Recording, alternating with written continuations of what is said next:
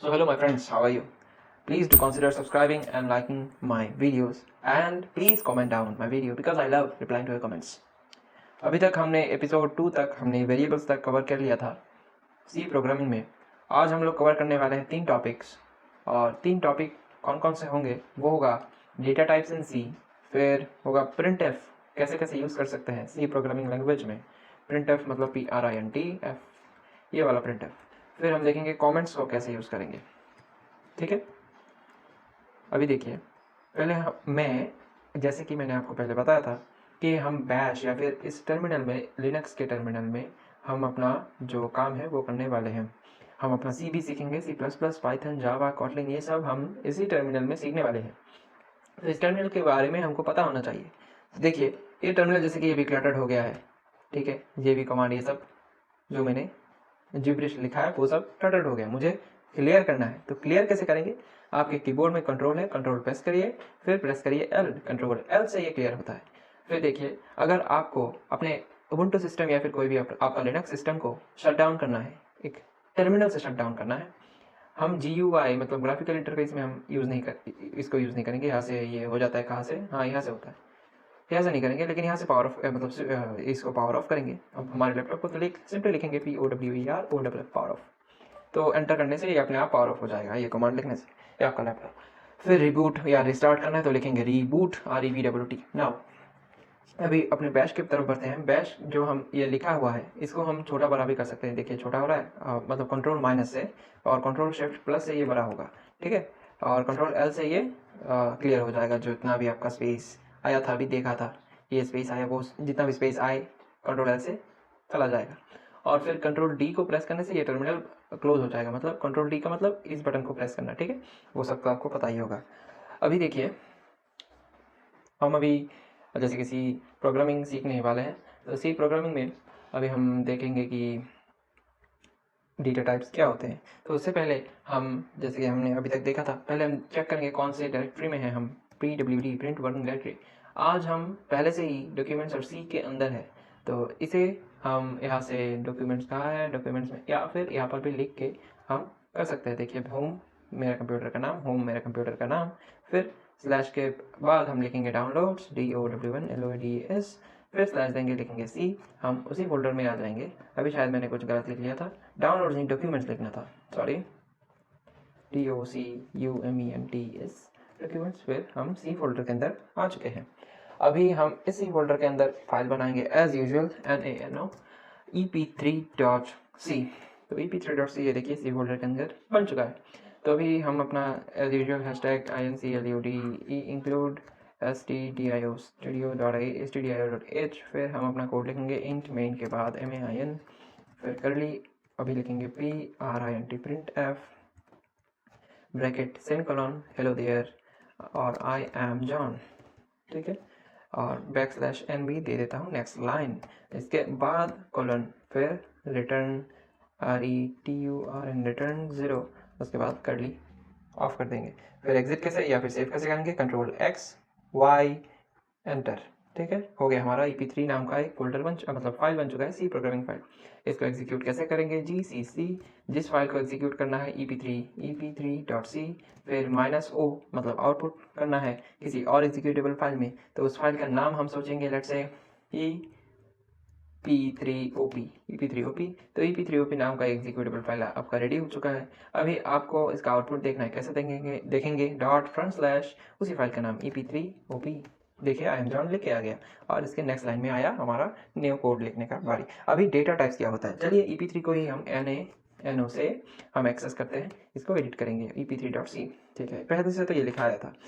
अभी देखिए ये तो है डेटा टाइप्स। सी प्रोग्रामिंग में डेटा टाइप्स मेनली 4 टाइप के होते हैं, सॉरी। तो 4 टाइप के कौन कौन से होते हैं? देखिए 4 टाइप, पहला टाइप, 4 टाइप में से पहला टाइप हमारा होता है इंटीजर, INT। इंटीजर को हम सी में लिखना है तो कैसे लिखेंगे? INT।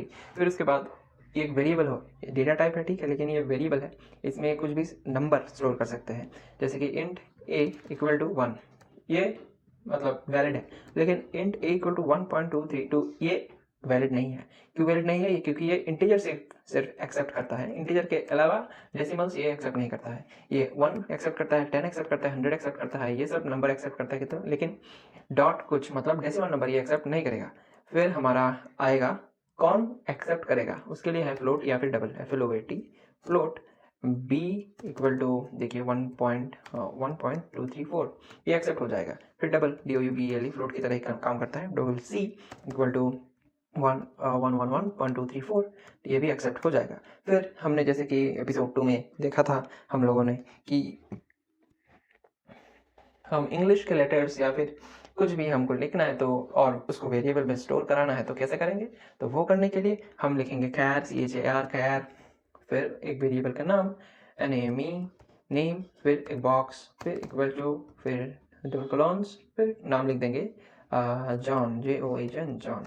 जॉन नहीं लिखते हैं जिनॉन, फिर से जिनॉन लिखता है फिर CHAR char नेम नहीं अभी सिंबल अल्फ़ाबेट इक्वल टू हम लिखेंगे A, तो A से कैर अल्फ़ाबेट A। इसको देखिए हमने सिंगल कॉलम के अंदर रखा है क्योंकि ये जो डेटा टाइप है कैर, ये अगर आप बॉक्स देंगे तो ये एक स्ट्रिंग, मतलब स्ट्रिंग का मतलब ये पूरा नाम या फिर पूरा सेंटेंस या कुछ भी स्टोर कर सकता है। लेकिन अगर आप बॉक्स नहीं देंगे तो सिर्फ एक इंग्लिश का लेटर या फिर कुछ भी एक कैरेक्टर के हिसाब से स्टोर करेगा।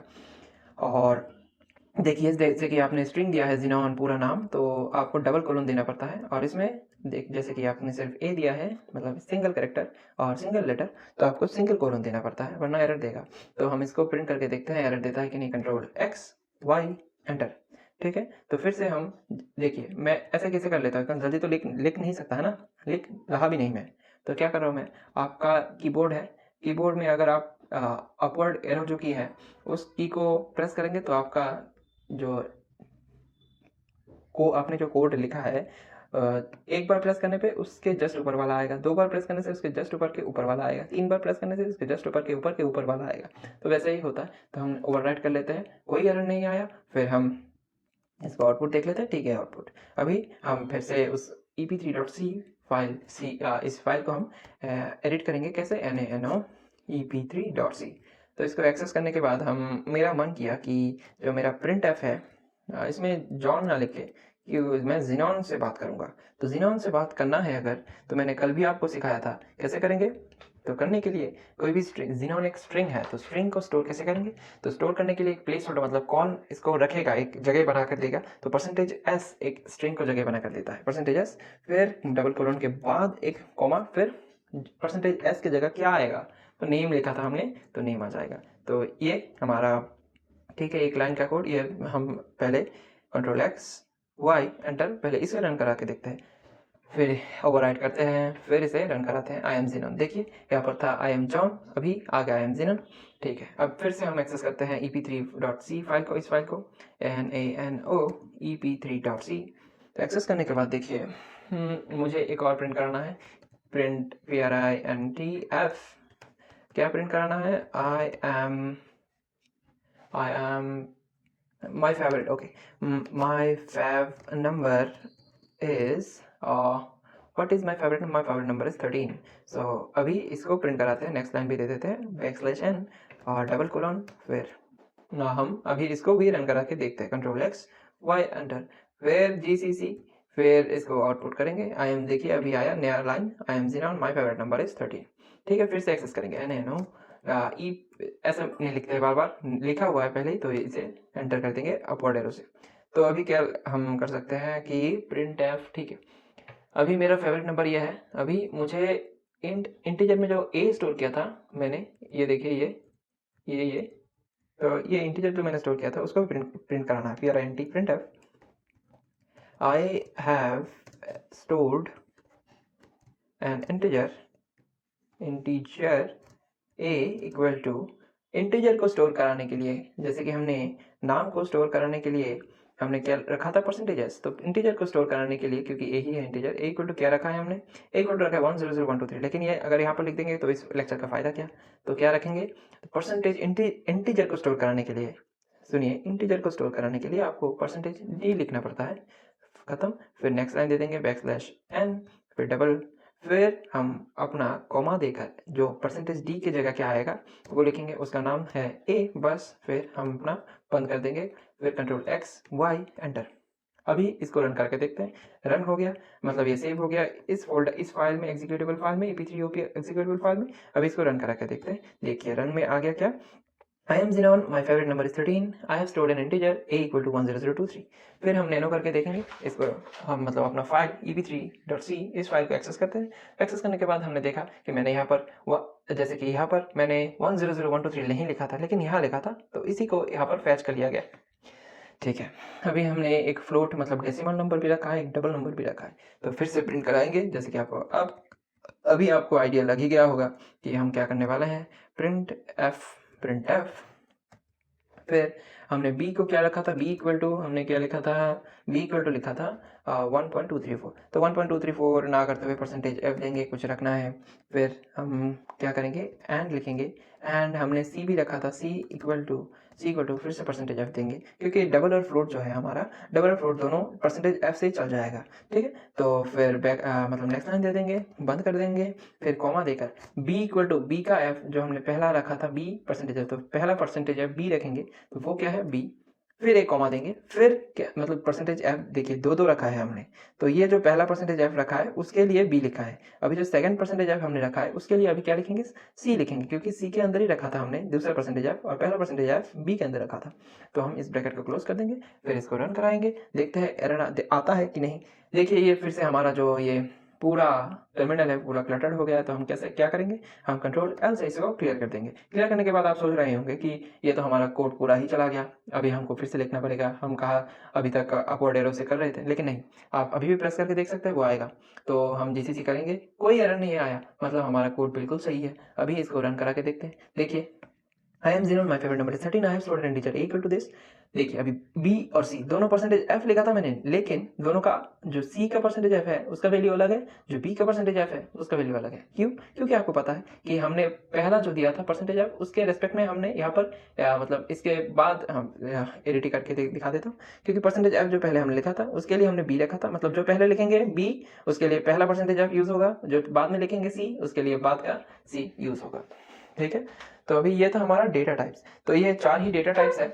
हाँ, जो अल्फ़ाबेट ए मतलब ये जो मैंने स्टोर किया था ये भी प्रिंट करके देख लेते हैं। PRINT बार बार ऊपर ही लिख लेता हूँ मैं। ठीक है, नीचे आते हैं PRINT प्रिंट एफ, हम क्या करेंगे, आई एम फिर से लिखेंगे percentage S, I am percentage S किस लिए, मैं जीनोन को लाना चाह रहा हूँ यहाँ पर, क्योंकि I am xenon.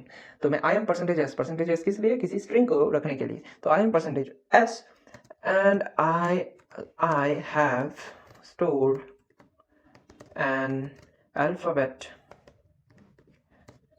ALP equal to alphabet equal to क्या रखा था हमने, कैरेक्टर ALP रखा था उसने, उस ALP नाम के वेरिएबल में रखा था a को। a क्यों रखेंगे हम, क्योंकि मेरा नाम जिनॉन है तो x रख देते हैं, है ना। तो अगर x रखेंगे अल्फाबेट, तो हम क्या इधर क्या लिखेंगे, देखिए सिंगल अल्फाबेट के लिए परसेंटेज एस नहीं चलता, क्योंकि देखिए दोनों सेम ही है, जिनॉन का भी सेम है, परसेंटेज की दोनों ही सेम है। क्यों सेम है, दोनों ही कैर है, देखिए ग्रीन में आ रहा है कैर, तो दोनों ही कैर है। लेकिन दिक्कत यह है कि पहला कैर जिसमें जिनॉन स्टोर्ड है, कैर नेम इक्वल टू जिनॉन, मतलब ये एक स्ट्रिंग को स्टोर कर रहा है, और ये जो कह रहा है ये एक अल्फाबेट को या फिर एक सिंगल कैरेक्टर को स्टोर कर रहा है, इसीलिए दोनों अलग है। तो इसके लिए परसेंटेज एस नहीं चलेगा, इसके लिए परसेंटेज सी देना पड़ेगा। तो अभी परसेंटेज सी, और अभी हमने सीखा कि ये परसेंटेज एस को हम कैसे स्पेसिफाई करेंगे, कॉमा देकर। फिर कॉमा देकर परसेंटेज एस का जो हमने लिखा है उसकी जगह पर क्या बैठेगा, क्या आएगा, नेम आएगा, तो NAME। फिर कॉमा देंगे, अभी क्या किस लिए कॉमा दिया, ताकि इसके लिए हम स्पेसिफाई कर पाए परसेंटेज सी के लिए। तो परसेंटेज सी की जगह क्या आएगा, ALP, बस इतना ही। फिर हम अपना कोड को कंट्रोल एक्स वाई एंटर। ठीक है, तो अभी हम अपना कोड को कंपाइल कर लेते हैं। कंपाइल कर लिया, कोई एरर नहीं आया, तो अभी हम अपने कोड को रन भी कर लेते हैं। देखिए अच्छा, हमने वो नहीं दिया था ना कि नेक्स्ट लाइन नहीं दिया था, इसलिए ऐसा आ रहा है। ठीक है, हम नेक्स्ट लाइन अभी दे देते हैं। तो अभी नेक्स्ट लाइन देने के लिए पूरा नीचे आएंगे, पूरा नीचे आने के बाद /n दे देंगे और कंट्रोल वाई और एंटर। ठीक है, अभी हम फिर से अपना कोड कंपाइल कर लेंगे, क्योंकि ये पहला जो हमने कोड कंपाइल किया था वो पुराना है। अभी नया कोड लिखा है, तो नया कोड को इसमें लाने के लिए हमको फिर से कंपाइल करना पड़ेगा। फिर से कंपाइल कर लिया, क्योंकि IGI2 आपने खेला है। अभी हम क्या करेंगे, अभी हम फिर से रन कराएंगे। रन करने के बाद देखिए I am Xenon, ठीक है. My favorite number is 13. I have stored integer a equal to this, b equal to this, c equal to this. And although b and c are not integer, they are decimal numbers. And I am Xenon and I have stored an alphabet x. ना ही मैंने अपने printf functions में पूरा देख लिया output. आपने पूरा output देख लिया. ये अभी देखिए मैंने ऐसा क्यों करेंगे. अभी देखिए एक्सेस करने के बाद मैंने यहाँ पर कहीं Xenon लिखा है क्या? नहीं लिखा. 13 तो लिखा, लेकिन यहाँ पर इंटीजर ए इक्वल टू मैंने 1000123 लिखा था क्या? जैसे कि आउटपुट में मैंने लिखा, मैंने परसेंटेज डी लिखा और स्पेसिफाई कर दिया क्या था, क्या है. फिर यहाँ पर लिखा था क्या? कहीं पर 1.234 या फिर 1.234 नहीं लिखा है, तो वही है. तो यहाँ पर परसेंटेज एस, यहाँ पर मैंने Xenon लिखा था क्या? नहीं है, लेकिन आउटपुट में Xenon आया. यहाँ पर मैंने एक्स लिखा था क्या? नहीं लिखा था, लेकिन यहाँ पर आउटपुट में एक्स आया. अगर आप आउटपुट को फिर से देखना चाहेंगे तो आउटपुट को देख पाएंगे. ये देखिए आउटपुट, मैंने परसेंटेज एस लिखा था, परसेंटेज एस तो नहीं आया, लेकिन उसकी जगह पर Xenon आया.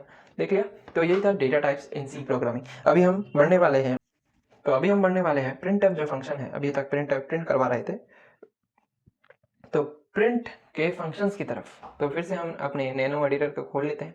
अभी दूसरा बनाएंगे. EP3 बन गया डेटा टाइप्स के लिए. चलिए दूसरा बनाते हैं. NaNo. दूसरा फाइल नाम देते हैं EP3_2.c. ठीक है, दूसरा बन गया. फिर से हैशटैग इंक्लूड stdio.h IMT फिर कर ली. फिर हम लिखेंगे print f. अभी देखिए प्रिंट f के अंदर हम क्या क्या कर सकते हैं.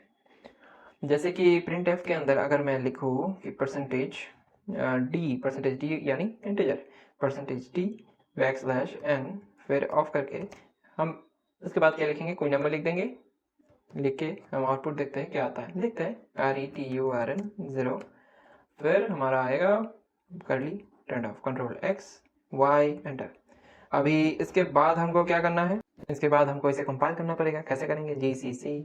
फिर हमारा फाइल का नाम, अभी फाइल का नाम EP3_2.c है, .c.